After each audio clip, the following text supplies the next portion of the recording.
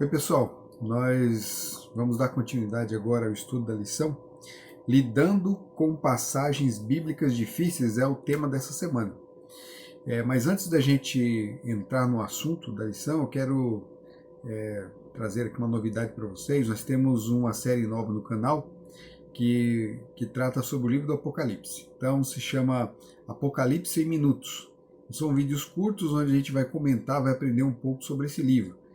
É um livro assim muito relevante para a época que a gente vive. Então, acessem lá, compartilhem, ativem o sininho aí, se inscrevam no canal. Se você ainda não é inscrito, se inscreva, porque isso vai ajudar o canal, vai trazer novas possibilidades, né, e vai aumentar a divulgação da mensagem. Então, ajuda a gente nesse sentido aí. E aqueles que quiserem, no final, lá na descrição do canal, aqui embaixo, você pode entrar em contato comigo pelo WhatsApp e eu mando para você um curso bíblico pelo WhatsApp. Então, aproveitem aí. Né? Estudar a palavra de Deus sempre é bom, sempre é necessário. Né? Então, vamos lá. Lidando com passagens bíblicas difíceis. Nós estamos na reta final aqui. Essa é a 12ª lição. Nós temos só mais uma, 13ª semana que vem. E o tema de hoje vem falando da questão de problemas que a gente encontra na hora de estudar a palavra de Deus. Né? Alguns até desistem por conta disso, mas não precisa, não é necessário. A palavra de Deus, como a gente já conversou aqui nos outros vídeos, a palavra de Deus é simples e mais, nós temos um auxiliar aqui que nos ajuda a compreender a palavra de Deus, que é o Espírito Santo. Então, primeira coisa de tudo, quando for estudar a palavra de Deus, né, antes de se aventurar nesse caminho, coloca seus joelhos no chão e pede para o Pai que ele nos conceda, né, que ele te conceda o Espírito Santo, e o Espírito Santo vai guiar você em todo o caminho. Não é uma jornada pequena, é uma jornada grande, na verdade é a jornada de uma vida toda. Você vai estar sempre aprendendo, então, sempre aprendendo junto com o Espírito Santo ao lado. Então, é a leitura do livro do lado do autor do livro. Né? O autor do livro ele senta ali junto com você e vai te ajudando a compreender. Você vai ter um professor, é o escritor do livro, ele é a pessoa mais indicada para poder te ensinar. Então, primeira atitude, oração. Então, quais são os problemas que nós encontramos na hora de interpretar, de ler a palavra de Deus? Nós temos vários. Nós temos, segue a lista aí, problemas de harmonia dos textos. Então, existe uma aparente desarmonia em alguns casos. Por exemplo, o livro de Gênesis, né, tem gente que acha que o primeiro capítulo está trazendo um relato da criação e o segundo capítulo um outro relato, né, quando fala da criação de Adão. E não é isso que acontece, né? É possível harmonizar os dois capítulos, um complementa o outro. Mas tem gente que enxerga ali dificuldades. Nós temos também versos de difícil interpretação. Às vezes nós encontramos uma passagem ali complicada, uma passagem difícil, e a gente não consegue, né, a gente lê, se debruça ali, não consegue tirar ali uma lição, não consegue tirar uma explicação exata. Né? São passagens complicadas. Então a Bíblia ela apresenta passagens assim, e geralmente o importante para a gente poder entender a passagem é entender o contexto. Às vezes a gente se apega a um único verso, né, um verso meio complicado, mas se você ler todo o contexto do verso, aí você vai chegar à conclusão, né, do significado daquele texto. Temas aparentemente conflitantes. Às vezes nós encontramos temas na Bíblia, e eu quero trazer até no final do vídeo, eu vou trazer um desses temas aí, aparentemente conflitantes, para a gente poder debater, para a gente poder discutir. Então, fica aí até o final, porque é bem interessante. Problemas de tradução. Né? A gente já comentou sobre traduções da Bíblia em outros vídeos, né? Você encontra vídeos sobre tradução aqui. E então as traduções, ao mesmo tempo que ela facilita a nossa vida, às vezes ela traz algumas dificuldades. É por isso que é importante a gente conhecer várias traduções da Bíblia. É importante a gente tentar conhecer esse é o mais difícil, mas é importante, né? Existem dicionários, comentários bíblicos que nos ajudam nesse sentido, é entender o texto original, né? O texto escrito ali no grego, no caso do Novo Testamento, o texto escrito em hebraico, em aramaico, no caso do Velho, Então isso é muito importante. Dificuldade na identificação dos símbolos em profecia. No vídeo passado a gente falou bastante sobre isso. Então, sobre esse tema, volta lá, que essa questão sobre interpretação profética, a gente debateu lá, discutiu lá. Mas tem gente que tem dificuldade nisso aí. Então assista o vídeo e procure olhar ali na descrição do vídeo. Eu coloquei alguns links e vou colocar nesse também, links de canais que nos trazem uma compreensão melhor sobre essas questões.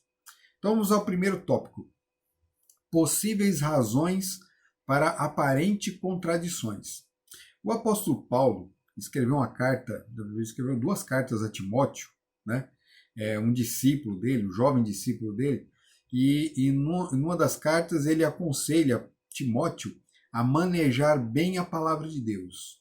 Como é que você maneja bem a palavra de Deus? Pensa na palavra de Deus como uma espada. Na verdade, lá em Efésios, ela é comparada com a espada. No Apocalipse, ela é a espada do Espírito. Então, em Hebreus fala que ela é uma espada de dois gumes. Ela corta, né? Nós temos ali o Antigo e o Novo Testamento, ó, os dois gumes dessa espada. E ela corta a medula e a alma das pessoas, né? Ela se aprofunda, ela vai no âmago do ser humano. É uma palavra poderosa, uma espada poderosa. Mas uma espada, existe técnica para se usar uma espada. Você não dá uma espada para uma pessoa que não sabe, para uma pessoa que não tem o hábito ali militar, não tem o costume, não tem práticas de guerra, e ele pega a espada, ele vai para o combate e vai morrer, porque ele não sabe usar a espada, não sabe como manejar. Então existe técnica, né? A esgrima, por exemplo, ela te ajuda ela tem métodos, tem técnicas para você manejar bem a espada. E a espada que é a palavra de Deus não é diferente. É preciso técnica, é preciso empenho, é preciso tempo, né? Você tem que estudar bastante, você tem que pregar a palavra de Deus, que na pregação da palavra de Deus você vai aprender coisas novas, porque o ouvinte ele faz perguntas para você e você vai trazer à luz pontos que você mesmo não tinha enxergado. Às vezes o ouvinte também vai te ensinar coisas. Na hora que você prega, você também aprende. Então é importantíssimo. O manejo da palavra de Deus é nesse sentido, é você pregar a palavra. É nesse sentido que você vai para a guerra com ela. Você não tem que usar a palavra para ficar batendo na cabeça dos outros aí, usando ela como clava, para ficar perturbando as pessoas. Não, a palavra de Deus é uma mensagem de paz, de esperança. Você leva para levar salvação. Se você está usando no outro sentido, só vai trazer prejuízo para você e para quem ouve. Então, maneja bem, ao conselho de Paulo, maneja bem a palavra de Deus. E para isso é necessário estudo, dedicação, esforço. Você precisa separar um horário do dia, né? Pega uma horinha do seu dia e separa ali, coloca os livros sobre a mesa, pega caneta, lápis, um caderno para anotar suas dúvidas, anotar os seus pensamentos, né? Você lê um texto ali e fala, nossa, isso aqui talvez signifique tal coisa. Você vai e anota ali no seu caderno. Anota na própria Bíblia também. Na Bíblia você pode fazer notinhas pequenas ali no rodapé, do lado do verso. Às vezes você encontrou um verso que explica um outro verso, aí você vai lá e anota ali, ó, esse verso explica verso tal. É assim que a gente estuda a palavra de Deus. Então, use muito a palavra de Deus. Não importa se ela vai virar um livro velho ali na sua mão. Quando tiver velhinho, tem problema. Compra outra Bíblia e começa tudo de novo. Né? É isso aí. Vamos à abordagem sincera e cuidadosa. Lá em Provérbios, vem dizendo assim: ele reserva a verdadeira sabedoria para os retos. É escudo para os que caminham na sinceridade. Quando nós vamos até a palavra de Deus, na palavra de Deus nós estamos buscando o quê? Estamos buscando o conhecimento de Deus, né? A sabedoria de Deus, o ensino, a instrução divina. O verso de Provérbios fala assim, que essa verdadeira sabedoria, ela é destinada para os retos. E ela é escudo, essa sabedoria, ela é escudo para os que caminham na sinceridade. Então, para você se aproximar da palavra de Deus, você tem que ser reto e tem que ser sincero. Então, nada de se aproximar da palavra de Deus com pensamentos maliciosos. Assim, olha, eu conheço tal pessoa, eu vou condenar aquela, eu vou usar isso aqui para para mexer com a vida dela. Às vezes você tem, ali na igreja tem algum irmão ali que você, na sua concepção, é um irmão que precisa de uma reprovação, precisa de um, né, de um chacoalhão ali, você vai usar a palavra de Deus para isso. A palavra de Deus não é para isso. Se você tem um irmão com dificuldades na igreja, use a palavra de Deus para ajudar esse irmão, né, para aconselhar esse irmão, para apontar ali as dificuldades que ele está passando e as soluções para o problema dele. Não para você ficar com uma marreta, como se fosse um porrete, né, na cabeça do seu irmão, né, ou de quem quer que seja. Não pode. Então a palavra de Deus, você se aproxima com retidão, com um propósito firme de conhecer os ensinamentos, de entender o que é que Deus tem para você ali. E você tem que entender uma coisa, você tem que ser sincero, né? Falando que tem que ser, a palavra de Deus diz que você tem que ser sincero. Você tem que aceitar o que vem para você.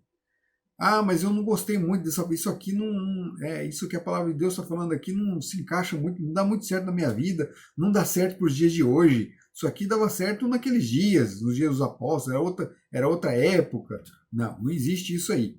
A palavra de Deus, ela vai trazer conselho para você e você faz bem em acatar o que ela ensina. Então, às vezes o ensinamento não vai agradar, né? Às vezes vai, às vezes não vai. Você não vai aceitar só aquele que agrada.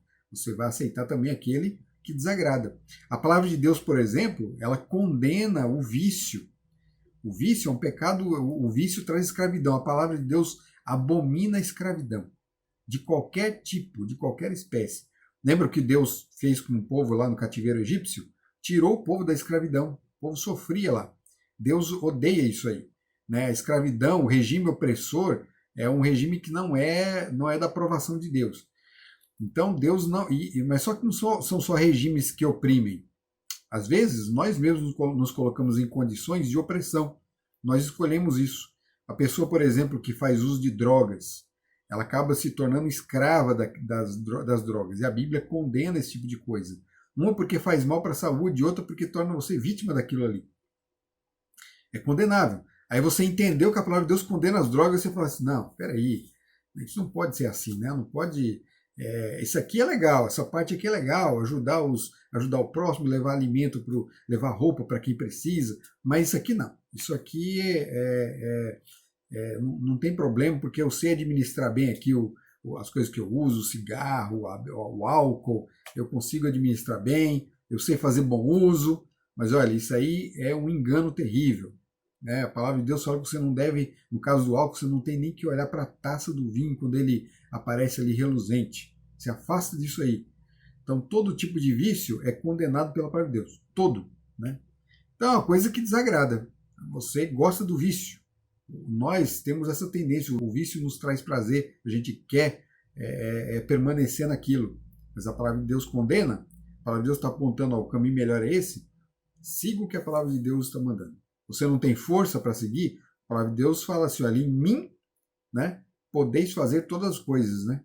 Em Cristo nós temos força para vencer qualquer obstáculo, qualquer dificuldade, seja interna, né, aqueles problemas internos, os vícios, né, do coração, o egoísmo. Nós temos força em Cristo para vencer isso aqui e temos força para vencer os problemas que aparecem lá fora. Então é isso, aproxime-se da palavra de Deus com sinceridade. Próximo tópico fala sobre abordagem humilde. Então nós falamos de retidão, de sinceridade, agora vamos falar de humildade. Então qual que é a humildade? Você é uma pessoa preparada, você é uma pessoa que estudou, você é uma pessoa formada, né? Pode ser que nem todos estão vendo o vídeo sejam assim, mas estão caminhando para isso. E aí você encontra a palavra de Deus falando um monte de coisa contrária àquilo que você aprendeu lá fora, o que você aprendeu na escola, o que você aprendeu nos livros. E aí você fala assim, não, isso aqui tá subestimando a minha inteligência, isso aqui, né? A minha inteligência não aceita isso aí, né? Cadê a humildade? Você precisa ser humilde diante da palavra de Deus. Só vai entender a palavra de Deus aqueles que se achegam a ela com humildade. Aquele que se coloca numa situação de aprendiz, aquele que segue o mestre para onde quer que ele vá, mesmo que ele vá para lugares que não nos agradam, mesmo que ele vá para lugares que que não coadunem muito bem com o meu orgulho, com o meu eu. Na verdade, Deus ele quer destruir o eu. Né? Então, um verso muito importante da palavra de Deus é que nós devemos memorizar, né? Tem que ser um verso assim para você colocar na cabeceira da cama, na nossa cabeceira. Tiago 4,6 diz assim: Deus resiste aos soberbos, mas dá graça aos humildes. Né? E tem um texto também que eu quero deixar aqui para vocês, da escritora Ellen White, que é uma das fundadoras da Igreja Adventista. Ela fala assim: precisamos humilhar nosso coração e, com sinceridade e reverência, buscar a palavra da vida, pois apenas a mente humilde e contrita pode ver a luz. Olha só, apenas a mente humilde e contrita pode ver a luz. Isso é um texto inspirado, viu? Não é qualquer texto, não. Sigam o conselho desse texto e vocês vão ver maravilhas na palavra de Deus. Mas se você chega a ela com o coração sem humildade, aí não adianta, né? O orgulho vai falar mais alto e o Espírito Santo não vai poder conversar com a gente, não vai poder trabalhar com a gente. A humildade vai nos ajudar a receber os conselhos, os ensinamentos do Mestre, né, com mais facilidade. E aquele que for humilhado, diz a palavra de Deus, no mesmo livro de Tiago ali, será exaltado. Né? Então a exaltação humana, né, não importa, é a exaltação divina que trata o texto aqui.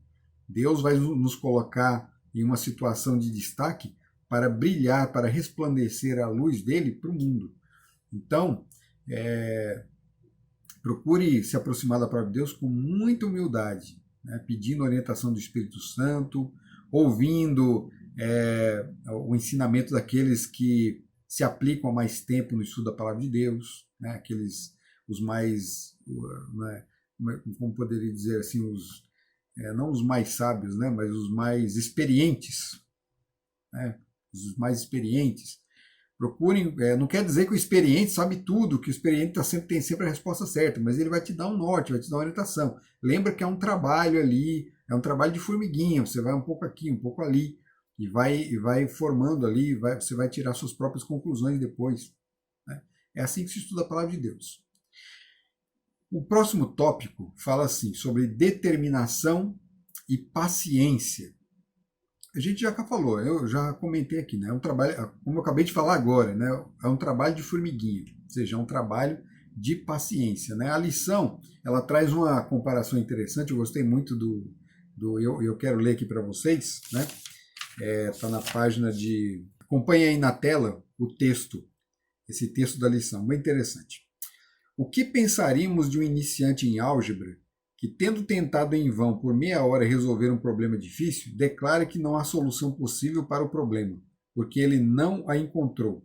A mesma coisa vale para nós no estudo da Bíblia.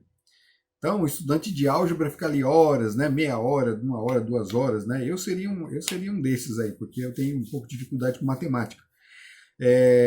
E aí, esse estudante desiste e fala assim, olha, isso aí não tem solução, então estou vendo sentido nisso aí, não tem solução nenhuma.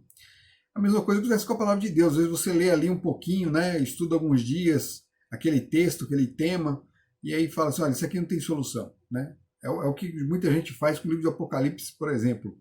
Ah, isso aqui eu não estou entendendo nada, vou deixar para lá. Tem gente que pega o livro de Levítico e fala assim, mas que coisa complicada, deixa para lá. Então, a gente vai deixando tudo para lá e fica com o quê? O que a gente fica? Não, o estudo da palavra de Deus, ela exige muito de você. Lembre-se disso. Ela vai exigir de você, ela vai sugar você, ela vai fazer com que você aprenda a usar os seus dons, as suas capacidades, né, o intelecto para poder compreendê-las. Não é uma coisa que foi dada assim fácil. Então a gente tem passagens fáceis e tem passagens difíceis. Então uma dica para você, na hora que estiver estudando, use as passagens fáceis para poder entender as difíceis. Nunca faça o contrário, hein? Porque você vai entrar numa bola de neve, né? O negócio vai se complicar e vai virar um monstro. Use a palavra de Deus para entender as passagens difíceis, né? Mas utilizando as passagens fáceis. Quais são as passagens fáceis? Aquelas que são claras, aquelas que não têm muita complicação, né? Por exemplo, quando Jesus fala assim que devemos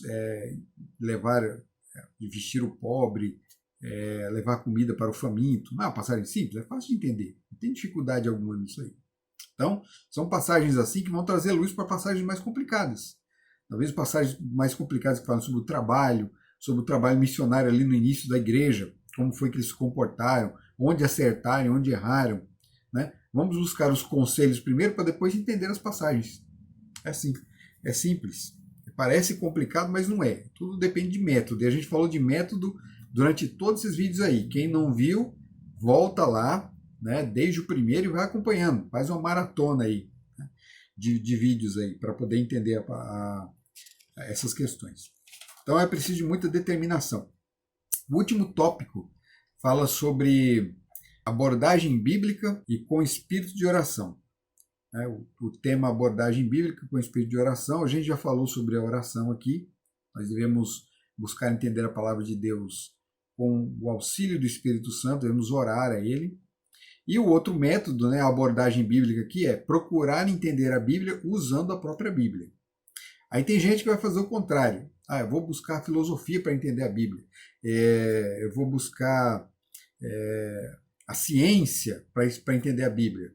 Olha, a Bíblia não é um livro de ciência, não é um livro científico. Ela não usa termos científicos, muito menos os termos científicos dos nossos dias. No máximo, ela usaria os termos científicos dos dias dela, né? Porque não tem como o escritor daqueles dias usar os termos dos dias de hoje. Você tem que entender pelo tempo que ele viveu, a escrita do tempo que ele viveu, não a nossa. E muito pouco termo científico dos dias dele foram usados. Poucos termos, né? A gente lá em Jó, a gente encontra alguns, né? Paulo, ele usa algumas palavras ali. Paulo, ele conhecia muito, ele debate até com os filósofos ali em Atenas, com os epicureus e os estoicos. Aí, por exemplo, olha a dificuldade desse texto aí. É um caso onde nesse caso, você vai ter que procurar um pouco de conhecimento fora da cultura grega. Aí você vê Paulo falando com os epicureus e com os estoicos. Mas o que é isso? Quem são os epicureus e os estoicos, né? Quando você vai estudar ali a história da Grécia, a história da filosofia, porque eram com filósofos que Paulo estava falando, aí você vai entender que os epicureus e os estoicos pertenciam a duas classes, a duas escolas de filosofia grega da Grécia, né, que tiveram uma origem comum em Sócrates, né, em Platão, e resquícios também de outros pensadores anteriores, né, os chamados pré-socráticos. Então eram filósofos, eram pessoas que tinham uma explicação para a vida, uma explicação, tinham uma filosofia moral, tinham conhecimento, eles tinham um escopo de estudo ali sobre questões morais. E Paulo conversou com eles. Paulo procurou apresentar o Deus, né, o Cristo, para essas pessoas. Eles não tinham esse conhecimento, não conheciam essa verdade. E Paulo utilizou de palavras, até ele cita até um poeta grego para conversar com eles. Então aí a gente vê como que era o trabalho deles. Eles usavam a língua, né, da época deles para conversar com os outros. Então, para a gente poder entender, a gente tem que dar esse passo, a gente tem que fazer essa viagem no tempo e ir para os dias de Paulo. A gente tem que fazer uma viagem no tempo e ir para os dias de Daniel, uma viagem mais ainda longe no tempo e ir para os dias de Moisés, mais longe ainda, lá para o tempo de Abraão. Assim a gente pode compreender a palavra de Deus. Mas a palavra de Deus, ela já traz facilidades no seu próprio texto. Um texto vai explicar o outro texto, né? Um texto vai trazer luz sobre outro texto. Quando você lê o Evangelho de Marcos, por exemplo, você vai encontrar uma luz maior ali em Mateus, que vai te ajudar a entender melhor Marcos. E aí você lê Lucas, Lucas vai trazer mais luz ali também sobre Marcos. E Marcos também sobre Lucas. E aí você lê João, e João explode, né? João, o texto dele é fantástico, é onde aparecem as maiores falas de Jesus ali, e vai te trazer muito mais compreensão sobre a história toda de Jesus. Então, um vai complementando o outro. É assim que você vai entender. Você pega as cartas de Paulo, aí Paulo faz comentários que nos ajudam a compreender os evangelhos. Paulo vai fazer comentários numa carta que vai ajudar a entender outra carta. E quando você chega no Apocalipse, por exemplo, o Apocalipse é uma coxa de retalhos. Ele tem textos da Bíblia quase toda, né, nele, incluídos nele ali, né? O livro é incrível, parece que ele foi escrito de qualquer jeito, mas não foi. E aí você entendendo as passagens que já foram citadas antes, você vai ter uma compreensão melhor. Por exemplo, A Bíblia fala lá no Apocalipse sobre o Armagedon, que é o Monte de Megido, traduzindo é o Monte de Megido. Eu falo, quem é Megido? Aí você vai no Velho Testamento, você encontra Megido, você descobre que Megido aconteceram várias batalhas ali. Então, ele é um símbolo de guerra, de conflitos. Aí te dá uma luz melhor. Aquele Megido ali do Apocalipse está falando sobre conflitos, está falando sobre guerra. E você entende no Velho Testamento que era uma guerra entre o bem e o mal, entre o povo de Deus e nações inimigas. Aí você vai para o Novo, para o Apocalipse, e fala assim, então o Armagedon aqui é um conflito entre o povo de Deus e o povo das trevas. Um outro exemplo, lá no Apocalipse também fala sobre Gog e Magog. Aí falou, Gog e Magog? O que é isso? Aí lá no Velho Testamento você encontra Gog, o rei de Magog, e você descobre que o povo de Israel também entrou em conflito contra esse povo aí. Era um rei tirano e um povo tirano que se colocava contra o povo de Deus. Aí você vai lá no Apocalipse e fala, peraí, eu estou entendendo. Aqui está falando também de uma guerra, de um conflito final entre Deus e os que se perderam, né? Os que são Magog ali no Apocalipse é um nome está sendo usado como símbolo de Satanás. E Gog, né? É o símbolo de Satanás. E Magog, ele é o símbolo do povo que segue esse rei, que segue Gog, né? Que segue Satanás. É o povo perdido, que se coloca contra o povo de Deus. Vai trazendo luz, tá vendo como um texto vai trazendo luz para o texto? Então é assim que se estuda a palavra de Deus. Texto comparando com texto. E aí o conhecimento vai explodindo e vai crescendo. Eu trouxe aqui uma dificuldade, né? Eu falei que a gente ia deixar uma dificuldade para o final, uma dificuldade de texto. Só para você ter um exemplo, né? Porque você pode estar pensando assim, mas não existe isso na Bíblia, eu não encontrei dificuldade nenhuma na Bíblia. Às vezes a pessoa lê e não encontra mesmo. Só que isso não é um bom sinal, não, viu? Às vezes você não encontra porque talvez não tenha entendido o texto. Né? Às vezes uma leitura rápida não deixa você encontrar as dificuldades. Quando você se aplica é que você encontra. Então eu tenho aqui um texto aqui que se encontra em Lucas 23, 43. Olha só, um texto conhecido. Ele diz assim, olha bem o texto. O texto diz o seguinte, Jesus lhe respondeu, em verdade te digo que hoje estarás comigo no paraíso.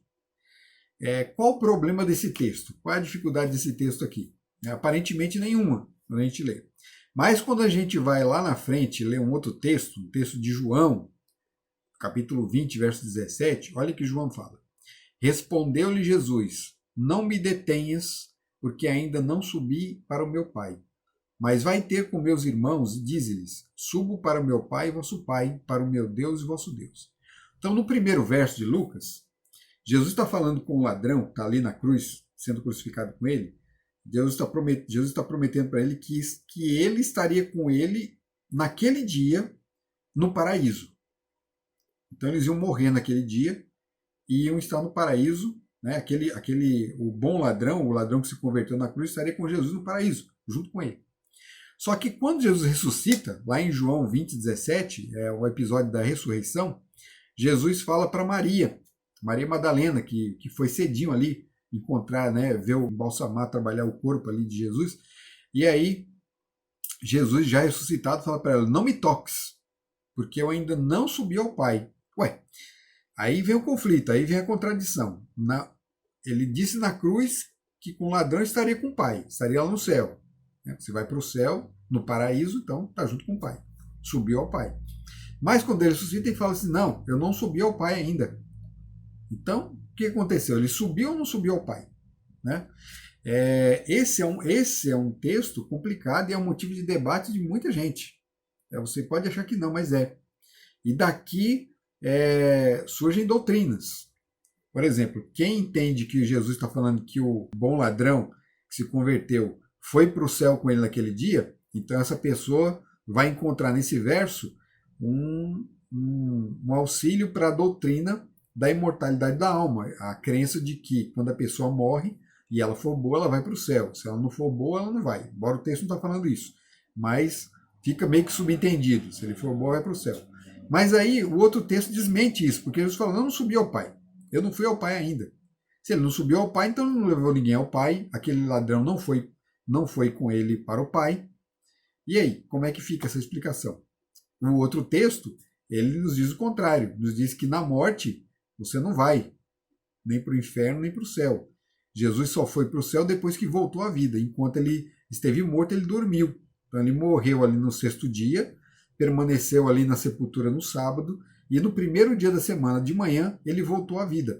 E depois que voltou à vida, ele subiu ao Pai. Então Jesus faz uma visita ao Pai em carne e osso, antes de voltar para conversar com os discípulos. Ele só poderia ser tocado depois que ele voltasse da vida do Pai. Ele não podia subir como se fosse contaminado, né?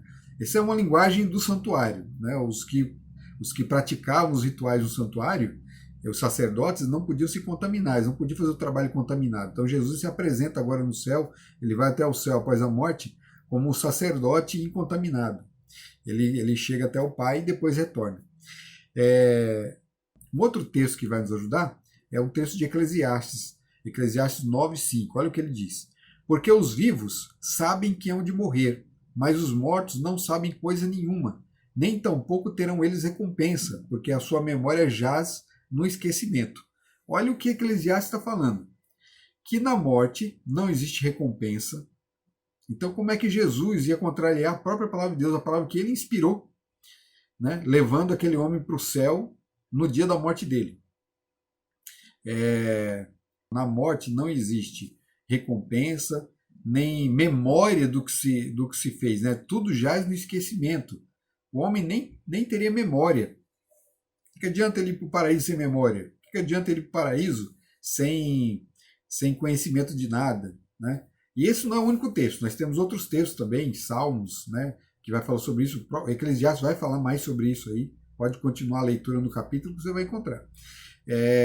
Então o que a gente vê na Bíblia é que não existe isso de vida após a morte. O que existe na Bíblia é ressurreição. Você morre e depois vai aguardar um tempo para a ressurreição. Então, a ressurreição, a vida após a morte seria até um despautério. Quer dizer, a pessoa vai lá para o céu para depois voltar. Está lá no céu, depois volta a viver de novo, volta para a carne. Então não existe isso. Por que o texto então de Lucas se torna problemático? Porque o texto de Lucas parece contradizer o que a Bíblia já havia dito e o que João diz depois. Como que se soluciona isso? Aí lembra que eu falei que era importante a gente conhecer a Bíblia também na sua língua original? Quando você lê o texto de Lucas 23:43 na língua original, você encontra um texto em grego que pode ser traduzido de duas formas. Uma dessas formas é a que eu acabei de ler para você. Em verdade te digo que hoje estarás comigo no paraíso. E a outra forma de se traduzir seria: em verdade te digo hoje estarás comigo no paraíso. Então Jesus não estaria dizendo assim para o ladrão: olha, hoje você vai estar comigo no paraíso. Não, ele está dizendo o seguinte: em verdade eu te digo hoje, agora, estou falando com você agora, nesse momento, estarás comigo no paraíso. Tanto é que o próprio ladrão, quando ele pede a salvação para Jesus, ele fala assim: lembra-te de mim quando vieres no teu reino. Ele entendia que a salvação estaria na ressurreição, é lá na frente, quando ele viesse no reino, quando ele estabelecesse o reino dele. E Jesus fala para ele, é muito mais coerente Jesus responder para ele: em verdade te digo hoje, estarás comigo no paraíso, ou seja, quando eu vier com o meu reino, você vai estar comigo. Faz muito mais sentido. Ele se harmoniza com as outras passagens, né? Aí você pode estar pensando assim: mas Emerson, você está inventando isso aí, né? Onde que pode ser traduzido assim? Olha, eu vou mostrar para você uma tradução. Existe uma tradução, não é a única não. Vou te mostrar uma tradução, que é a tradução da Bíblia ecumênica, a tradução ecumênica da Bíblia, que é vendida, essa tradução é vendida pelas edições paulinas e, se eu não me engano, pela Loyola também, né? Editora Loyola. Que são editoras católicas. E olha, interessante é isso. Porque essa versão surgiu justamente das traduções católicas. Essa que diz: em verdade te digo, hoje estarás comigo no paraíso.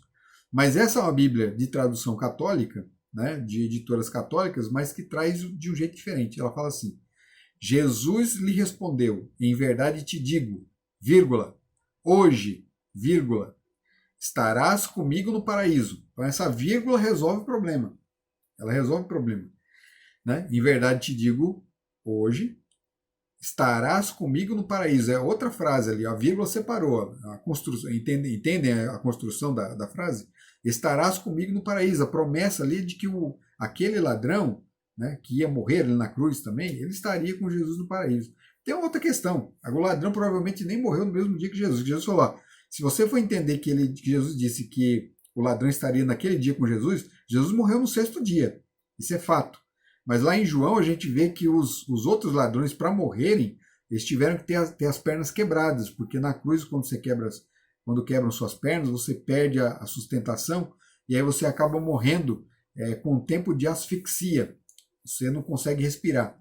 Jesus já havia morrido, já estava findando o dia, que o dia judaico que finda no pôr do sol, e eles certamente entraram no 7º dia vivos ainda, né? Não tinham morrido. Então não teria nem sentido Jesus falar que era naquele dia que eles iam, porque o ladrão nem naquele dia morreu. Então é isso, ó. Quando a gente estuda os detalhes, quando a gente presta atenção em tudo, compara texto com texto, aí a gente chega à compreensão mais próxima do correto, né, da visão correta da Bíblia, né?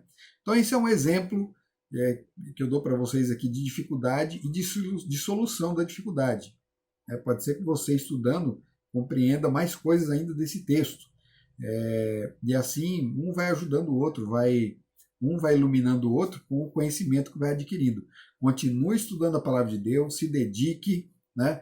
Às vezes a sua posição pode ser que seja diferente de outro, só não transforme isso num carro de guerra, num carro de batalha. Isso não leva a nada, né? Seja como os bereanos. Nós temos na Bíblia, lá no livro de Atos, no capítulo 17, nós temos o exemplo dos bereanos. Eles ouviram Paulo, era uma novidade, eles não achavam, eles não tinham certeza do que Paulo estava falando era correto. O que eles fizeram? Foram na palavra de Deus, estudaram tudo e viram que estava tudo certo, né? E graças a Deus, né, o próprio Paulo, ele na sua carta elogia a atitude dos bereanos, contrária à atitude dos tessalonicenses, né, um pouquinho antes, mesmo capítulo um pouquinho antes, que haviam rejeitado a mensagem. Então, é isso aí, ó. Bom estudo da palavra de Deus. Próxima semana nós teremos o último tópico e na seguinte nós começaremos uma nova fase de estudos, né? Que Deus abençoe a todos.